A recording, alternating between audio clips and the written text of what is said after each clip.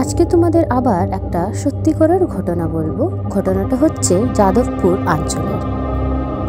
স্টেশনের পাশে rail line ঘেঁষে অনেক দুতলা তিনতলা পুরনো বাড়ি আছে।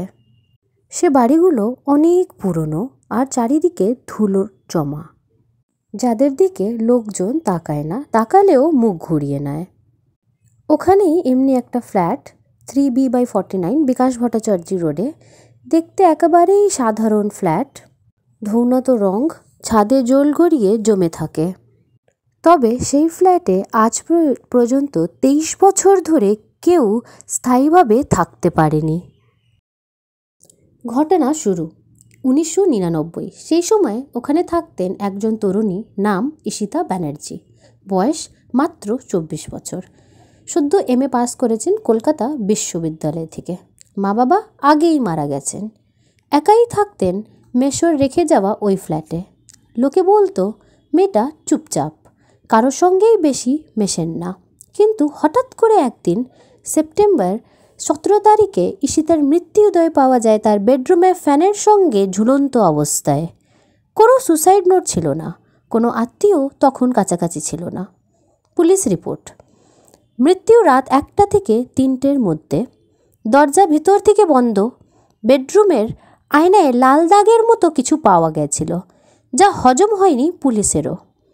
তার চুলের গোছা বিছানার কোণায় পড়েছিল, মনে হচ্ছিল জোর করে টেনেছে কেউ। ঈশিতার মৃত্যুর পর সেই ফ্ল্যাট সিল করে দেওয়া হয় কিছু মাসের জন্য। প্রথম ভাড়াটিয়া। এই ঘটনার 1 বছর পর ঠিক 2001 সালে এক স্বামী স্ত্রী ওঠেন ওখানে, সঞ্জয় ও মল্লিকা ঘোষ। তারা তখন সদ্য চাকরির জন্য কলকাতায় এসেছেন। প্রথম মাসে সব ভালো, কিন্তু তারপর রাতে ঘুম ভেঙে যায়। হঠাৎ চুলের টান অনুভব করে। বাথরুমে জ্বলন্ত আলো নেবে আপনি আপন। আয়নায় মল্লিকা নিজেকে দেখতে পান না, কিন্তু কারোর চুল দেখা যায় পিছনে। দুপুর 3টে থেকে 4টের মধ্যে বাচ্চা মেয়ের গলা মতো আওয়াজ শোনা যায়, দেখো আমি পড়ে গেছি। একদিন মল্লিকা রান্নাঘর চুলায় গ্যাস দিচ্ছিলেন। হঠাৎ করে গ্যাস জ্বলে ওঠে প্রবলভাবে এবং রান্নাঘরের দরজা বন্ধ হয়ে যায় বাইরের দিক থেকে। 3 দিন পরেই তারা বাড়ি ছেড়ে চলে যান। আশপাশের লোকজনের অভিজ্ঞতা, পাশের ফ্ল্যাটে এক বৃদ্ধ সঞ্জয় রায় বলেন, ঈশিতার মৃত্যুর 1 মাস আগে আমি ওকে দেখেছিলাম ছাদের কার্নিশে দাঁড়িয়ে থাকতে, চোখ একদম ফাঁকা, যেন কিছু দেখছে যেটা আমরা দেখতে পাই না। নিচুতলার মুদি দোকানে বলেছিলেন, ঈশিতার মৃত্যুর রাতে তিনি কুকুরের কান্না ও চিৎকার শুনছিলেন ঠিক 2:43 2010 সালে আবার এক দম্পতি ইন্দ্রজিৎ ও রেশমা ওঠেন। তারা ছিলেন যুক্তিবাদী, বিজ্ঞান মনস্ক, গুজবে বিশ্বাস করতেন না। তবে 2য় মাস থেকেই রেশমার ঘুম সমস্যা হয়। তিনি বলতে থাকেন, আমি যখন রাতে আয়নার সামনে দাঁড়াই মনে হয় আমার পাশে কেউ দাঁড়িয়ে আছে। সে কথা বলে না, শুধু তাকিয়েই থাকে। তারা ঘরে CCTV লাগান। প্রথম রাতেই দেখা যায় রাতে 3:03 কাউকে না কাউকে বেডরুমের আয়নার সামনে দাঁড়িয়ে থাকতে দেখা যায়। শুধু চুল দেখা যায়, মুখ দেখা যায় না। CCTV ফুটেজ জমা দেন পুলিশে, কিন্তু কোনো ব্যবস্থা নেওয়া হয়নি। 3 মাসের পর ওরাও বাড়ি ছেড়ে চলে যান। 2015 সালে একটা ইউটিউবার অভিষেক হন্টেড হাউস ঘুরে ভিডিও করেন। তিনি সিদ্ধান্ত নেন তিনি ওই ফ্ল্যাটে 2 রাত থাকবেন। প্রথম রাতে সব কিছু ঠিকঠাক থাকলেও দ্বিতীয় রাতে যা ঘটে তা তিনি আজও ভুলতে পারেননি। রাত 1:41 ঘরের জানলায় ঠকঠক শব্দ।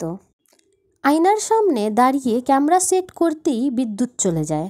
ক্যামেরা চালু থাকলেও আয়নায় কিছু দেখা যাচ্ছিল না, শুধু ঘরের আলো জ্বলছে নিঃশব্দে। ঠিক 3:09 ক্যামেরা রেকর্ডিং হয় একটা মেয়ের কান্না আর একটা অস্পষ্ট আওয়াজ, আমি ফিরতে চাই। সেই রাতেই সেই ফ্ল্যাট ছেড়ে চলে যায়। ভিডিও আপলোড করেনি, জাস্ট ডিলিট করে দেয়। পরিবর্তিতে দেখা যায় তাকে মানসিক চিকিৎসার মধ্যে যেতে হয়। 2017 ঈশিতার পুরনো ডায়েরি উদ্ধার। যাদবপুর পৌরসভার রেকর্ড রেনোভেশন চলাকালীনে ওই ফ্ল্যাটের ভেতর কিছু পুরনো আলমারি সরানোর সময় পাওয়া যায় একটা ধুলোতে ভর্তি চুলে লেপ্টে থাকা লাল রঙের ডায়েরি। কেউ ধরতে চায়নি প্রথমে, তবে এক সাহসী সমাজকর্মী অনুপ দে সেটি সংগ্রহ করেন এবং কিছু পেজ পড়ার পর বিস্ময়তে জানান পুলিশের সাবেক অফিসার মিন্নুল বাসুকে। ডায়েরির প্রথম পাঠেই লেখা ছিল, আমি ঈশিতা, যদি কেউ এটা পড়ে থাকো জানবে আমি মরে গেছি। কিন্তু আমি মরিনি, আমি এখনও ওখানেই আছি, ঠিক এই আয়নার পিছনে, এই সিলিংয়ের ওপর, এই গন্ধটার ভিতরে। ডায়েরির আর কিছু পেজে পাওয়া লেখা, আমার ঘরের আয়না একজনকে দেখি, আমার মতো দেখতে, কিন্তু আমি তো আয়নায় তাকাই না, আমি ওর চোখে তাকাই। একদিন রাতে আমি যখন কাঁদছিলাম সে বলছিল, এসো আমার কাছে। আমি জানি আমার মা মারা যান আত্মহত্যা করে, কিন্তু আমার বাবার মৃত্যু সাধারণ ছিল না। এই ফ্ল্যাটে সব শুরু হয়েছিল তার মৃত্যুর আগেই। গন্ধটা, চুলের গোছা, ছাদের কোণায় ঝুলে থাকা ছায়া, এগুলো তো আমার মায়ের মৃত্যুর আগে ছিল না। আমার শরীর যখন কাঁপে আমি জানি আমি একা নয়, সে আমার গায়ে হাত রাখে, বরফের মতো ঠান্ডা। আমি দম নিতে পারি না, কিন্তু ছুটতেও পারি না। আয়নায় তাকালে আমি আর নিজেকে দেখতে পাই না, দেখি সে চুল দিয়ে মুখ ঢাকা। যদি আমি একদিন মরে যাই, কেউ এ ফ্ল্যাটে এসো না, দরজাটা বন্ধ করে দাও, ও আমাকে ছাড়বে না, আমিও তো এখন ওর মতোই হয়ে যাচ্ছি। ফ্ল্যাটের প্রকৃত ইতিহাস 1947 থেকে 1999। তদন্তে উঠে আসে এই ফ্ল্যাটটি 1947 সালে নির্মাণ হয় এক চট্টগ্রাম থেকে আসা জমিদার দীনেশ দত্ত চৌধুরীর দ্বারা। তিনি দেশভাগের পর পরিবার নিয়ে এখানে আসেন, কিন্তু তার স্ত্রীর মানসিক সমস্যা দেখা দেয়। 1952 সালে তিনি আত্মহত্যা করেন, ঠিক ওই ঘরে ফ্যানের সঙ্গে ঝুলে। তার ছেলে দেবেন্দু বড় হয় ওখানেই থাকতেন, কিন্তু একদিন তারও প্রেমিকা একইভাবে ওই ঘরে আত্মহত্যা করে। তিনি আত্মহত্যা এক ঘরে এক ধরনের প্যাটার্নে। 1977 সালে সেই ঘর বিক্রি হয়ে যায় ঈশিতার মেসোর কাছে। ঈশিতা তখন ছোট, তিনি এখানেই বড় হন এবং মৃত্যুর ঠিক আগেও বারবার বলতেন, এই আয়নাটা খুলে ফেলো, কেউ আমাকে দেখছে। 2020 প্যারানর্মাল ইনভেস্টিগেশন শুরু হয়। কলকাতার একদল প্যারানর্মাল গবেষক স্পিরিটস অফ বেঙ্গল ওই ফ্ল্যাটে বসে EVP electronic voice phenomena recording করতে থাকেন। তাদের রিপোর্টের চুম্বক অংশ আয়নার সামনে রাখা রেকর্ডারে ধরা পড়ে, আমি বেরোতে চাই, তুমি কেন এসেছো, আমার মাথাতে কেটে ফেলো। গবেষক রিনি রয়ের পিছনে কেউ যেন হাত দেয়, কিন্তু কেউ ছিল না। একজন মেম্বার আচমকে বমি করে, পরে জানা যায় তার ফুসফুসে রক্ত জমেছিল। তারা একটা ছবিও তুলে আয়নার যেখানে দেখা যায় এক মেয়ের চুল মুখ ঢেকে রেখেছে, চোখ নেই, ঠোঁট ফাটা, রক্ত বেরোচ্ছে। 2022 সালে ফ্ল্যাটটি বিক্রির জন্য তৎকালীন মালিক একটা বিজ্ঞাপন দেন। দাম রাখা হয় মাত্র 5 লক্ষ টাকা, অসাধারণভাবে কম। 15 জন খোঁজ নেন, কিন্তু যেই ঘরে ঢোকেন মাথা ধরে এসে ঘাম ছুটে যায়। চোখের সামনে ঘরে ঈশিতার ছায়া। এক বৃদ্ধ বলেন, ঘরের ভিতর পা রাখতেই মনে হলো কেউ আমাকে পিছন থেকে ফিসফিস বলছে, আমার জায়গায় এসো না। আমি আর ভিতরে যাইনি। ফ্ল্যাট বন্ধ করে দেওয়া হয় 2023 সালে। পুলিশও পূর্বসভার জঘন্য সিদ্ধান্ত। 2023 সালের ফেব্রুয়ারিতে ওই ফ্ল্যাট স্থায়ীভাবেই সিল করে দেওয়া হয়। তার আগে একজন পুরোহিত 3 দিন ধরে পুজো দেন, হোম করেন, কিন্তু তিনি তৃতীয় দিনই হসপিটালে ভর্তি হন। কারণ মানসিক ভারসাম্য হারানো। 2024 সিল হওয়ার 1 বছর পরে। ফ্ল্যাটটি 2023 সালে সিল হয়ে যাওয়ার পর 1 বছর কেটে যায়, কিন্তু জানুয়ারিতে 2 তরুণ রুদ্র ও সৌরভ, যারা ঘোস্ট আনভিল্ড কলকাতা নামে ইউটিউব চ্যানেল চালায়, পুরনো ভিডিও দেখে ঠিক করেন তারা ওই ফ্ল্যাটে পরিবেশ করবেন সিল ভেঙে। ফেব্রুয়ারি 14 তারিখ রাত 1:30 তারা পরিবেশ করে। সাথে ছিল একটা 4K নাইট ভিশন ক্যামেরা, কয়েকটা তন্ত্রবিদ্যার সুরক্ষা তাবিজ এবং করছে শব্দ আটকার জন্য সিলিং রেকর্ডার। তাদের ক্যামেরায় যা রেকর্ড হয়, ফ্ল্যাট ঢোকার সঙ্গে সঙ্গে দরজার আড়ালে ছায়া, বাতাসীন ঘড়ি, চলন্ত পর্দা, আয়নার সামনে রুদ্রর চুল ধীরে ধীরে খাড়া হয়ে যায়। একসময় ক্যামেরার অডিওতে শোনা যায়, তোমরা কেন ফিরে এসছো? আমি তো বলেছিলাম দরজা বন্ধ করো। তারা আচমকে জ্ঞান হারায়।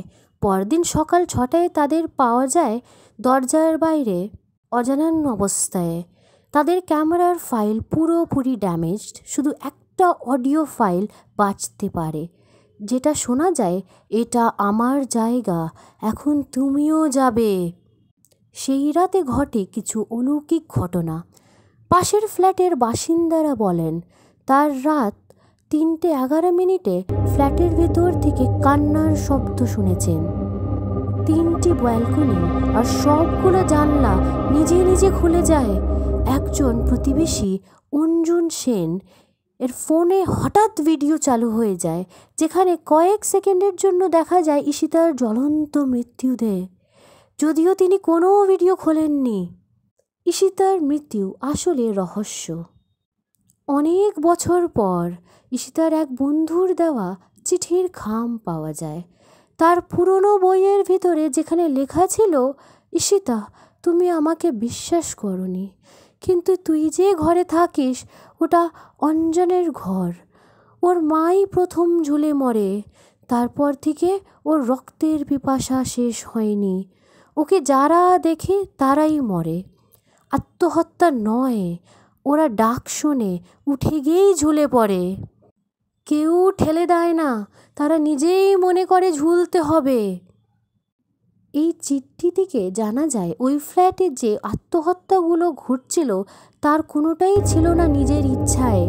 একটা অদৃশ্য শক্তি, এক মেয়ে অঞ্জানে যে প্রথম ওই ঘরে মরেছিল, তারপর থেকে সেই যখন মেয়ের ভিতরে ঢুকে পড়ে। ঈশিতা ছিল তার স্বেচ্ছায় দীর্ঘ সময় ধরে ভর করা একমাত্র শরীর। 2025 সালের মার্চ মাস। ফ্ল্যাটটা আবার এক চাকরি বিক্রি হওয়ার কথা তোলে। এক মধ্য অবশ্যই লোক জমি ব্যবসায় রাতে সেখানে 2 ঘন্টা কাটান কন্ট্রাক্টের আগে। তারপর উনি বাড়ি ফিরে এসে 3 দিন কিছু খান না। স্ত্রী বলেন, উনি মাঝরাতে আয়নার দিকে তাকিয়ে বলতে থাকেন, ওর চোখ আমি দেখছি। চুলের পিছনে মুখ ছিল না। তাকে হসপিটালে ভর্তি করা হয়, কিন্তু 72 ঘন্টার মধ্যেই উনি নিজের ঘরের ফ্যানের সঙ্গে ঝুলন্ত অবস্থায় পাওয়া যান। সে সত্য যে কেউ জানত না, ঈশিতার আত্মহত্যা আর রাতে সেই আসলে নিজেকে মেরে নেই। সে চেষ্টা করেছিল পালাতে। তার ডায়েরি শেষ পাল্লায় লেখা ছিল, আজ রাতে আমি জানলার দিকে দৌড়িয়েছিলাম, দরজা খোলা ছিল না, আমি চিৎকার করছিলাম, কেউ আমাকে শুনল না। আয়নার পিছনে একটা মুখ ভেঙে বেরিয়ে এলো। আমি দৌড়ালাম, কিন্তু হঠাৎ আমার গলা শক্ত করে চেপে ধরল কেউ। তারপরে কিছু মনে নেই। সে মারা যায়নি, তাকে হত্যা করা হয়েছিল, কিন্তু নির্বিশেষ আত্মহত্যা বলেই কেস ক্লোজ হয়। এবং সেই রাত্রের থেকেই সেই চুলে ঢাকা মুখ, সেই আয়নার বিকৃত প্রতিবিম্ব, সেই গলা টিপে ধরা হাত, সব কিছু চলতে থাকে। কনক্লুশন। ফ্ল্যাট 3B/49 আজও তালা দেওয়া, কিন্তু মাঝে মাঝে বিকালে পাশের বাড়ির লোকজন বলেন জানলার পর্দা ফাঁকার মধ্যেই এক মেয়ে দাঁড়িয়ে থাকে, চুলে মুখ ঢাকা, আয়নার দিকে তাকিয়ে। তার ঠোঁট নয়। দরজাটা খোলা না, আবার কেউ ঢুকলে আমি যাবো না একা। এটা ছিল যাদবপুরের একটা সত্যিকারের ঘটনা। ঘটনাটা কেমন লাগলো কমেন্টে নিশ্চয়ই জানাবেন। আর এইরকমই আরও ভিডিও দেখার জন্য চ্যানেলটাকে সাবস্ক্রাইব করবেন। ধন্যবাদ।